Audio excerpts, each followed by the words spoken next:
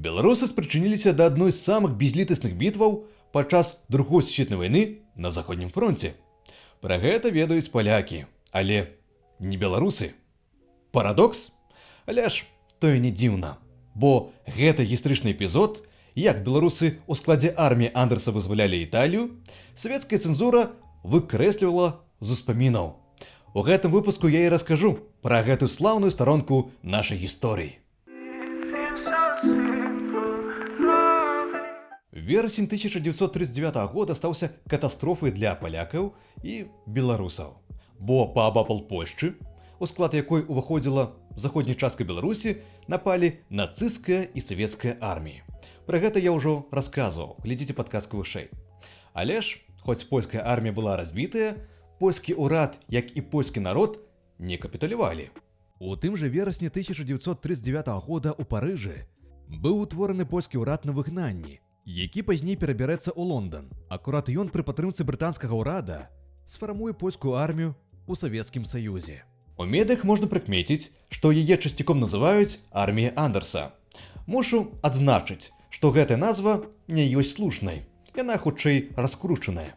Бо гэта армія падпарадкоўвалася польскаму ўраду ў выгнанні. Яна зусім не належала некаму там Андерсу, як тое можа хібна вынікаць з назвы. Тым не менш яна прыжылася і шырока ўжываецца.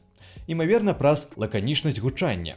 Вось і я буду яе ўжываць. Але з якога шчасця савецкі ўрад дазволіў польскаму ўраду сфармаваць уласнае войска на тэрыторыі Савецкага Саюзу. Прычына хаваецца ў 1941 годзе, з пачаткам нямецка-савецкай вайны. Немцы імгненна прасоўваліся на ўсход і ў першыя часы знішчылі процьму савецкай тэхнікі, пацягнутай да граніцы. Савецкі ўрад меў патрэбу ў будзь-якой збройнай падтрымцы. Надалей пад уплывам брытанцаў савецкі ўрад аднавіў дыпламатычныя адносіны з польскім урадам, а гэтаксама пагадзіўся на фармаванне польскага войска на савецкай тэрыторыі. На тэрыторыі СССР, паводле звестак польскага пасла Станіслава Кота, знаходзілася каля 380 тысяч польскіх грамадзянаў даваеннай Польшчы. Вялікая частка з іх з'яўлялася вайскоўпалоннымі, вязнямі лагероў і турмаў, дэпартаванымі далёка на ўсход. Акурат з іх праз амністыю і фармавалі польскую армію. Такім чынам быў вызвалены па амністыі Уладзіслаў Андерс, які да 1939 года камандаваў Наваградскай кавалерыйскай брыгадай, а цяпер узначаліў новаўтворанае польскае войска ў СССР. Адсюль і пайшла назва армія Андерса. На працягу некалькі месяцаў Уладзіслаў Андерс сфармаваў войска колькасцю звыш за 70 тысяч жаўнераў. Патрапіць у армію знаходзілася шмат ахвотных, бо гэта было адзін выйсцем, як вызваліцца з савецкага лагеру ці вайсковага палону. Такім чынам, шмат у армію запісвалася і беларусаў, што дазваляла пачатковая палітыка Андерса, які набіраў да сябе як палякаў, так і беларусаў. Але савецкая ўлада хутка сцяміла, што да польскай арміі нешта падазрона шмат далучаецца беларусаў, пра што было ўведзена абмежаванне. Цяпер запісацца ў армію маглі толькі этнічныя палякі. Хаця і гэта не спыніла беларусаў. З гэтага моманту яны пачалі запісвацца ў якасці палякаў. Такім чынам, у армію Андерса запісалася ад 6 до 8 тысяч беларусаў. У далейшым пад ціскам прэм'ер-міністра Вялікабрытаніі Уінстана Чэрчыля і польскага ўрада ў выгнанні Сталін зацвердзіў план эвакуацыі ўсёй польскай арміі разам з іх сем'ямі з тэрыторыі Савецкага Саюзу ў Іран. Армія Андерса ўлетку 1942 года праз Каспійскае мора патрапіла ў іранскі партовы горад Пехлеві. Тут яны атрымалі брытанскае ўзбраенне, а ў самім Іране ахоўвалі нафтапрамысловасць ды займаліся баявой падрыхтоўкай. Летам 1943 года з іх утварылі другі польскі корпус, падпарадкаваны брытанскай арміі, на чале якога стаў усёй той же стары добры Уладзіслаў Андерс.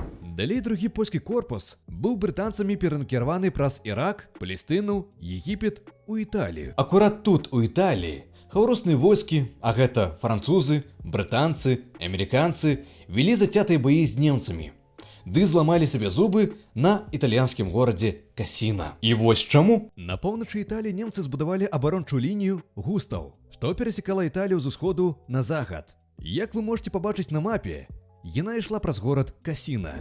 Тут на ўзвышы месціцца бенедыктанскі кляштар Монте-Касіна, які носіць стратэгічны характар. Узвыша заняла пазіцыю элітная тактычная дывізія Герман Йонрых.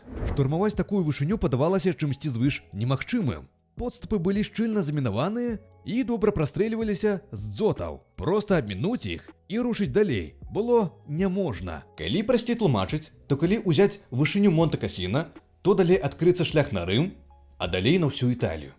Нема ўзяты Монте-Касіны, нема руху наперад. І ўся беда палягала ў тым, што хаўрусныя войскі тройчы няўдала штурмавалі гэтую вышыню. Яны кідалі на штурм амерыканскую, ангельскую, канадскую, новазеландскую і іспанскую часткі, і ўсе з вялікімі стратамі павярталіся назад. Таму для гэтага пекельнага штурму быў прыцягнуты другі польскі корпус. 27 красавіка 1944 года другі польскі корпус заняў пазіцыю насупраць кляштару і стаў рыхтавацца да штурму. Паласа наступу складала каля 2 кіламетраў. Уявіце толькі, як гэта бегчы ў поўнай экіпіроўцы, са зброі, 2 кіламетры праз міны і палі і яшчэ ўгару. Гэта сапраўднае пекла. Атака другога польскага корпусу пачалася 11 траўня ноччу.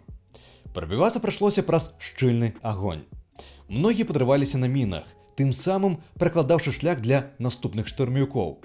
Але першая атака была безвыніковай. 17 траўня жаўнеры другога корпуса пайшлі ў другую атаку. І 18 траўня здолелі ўзяць вышыню.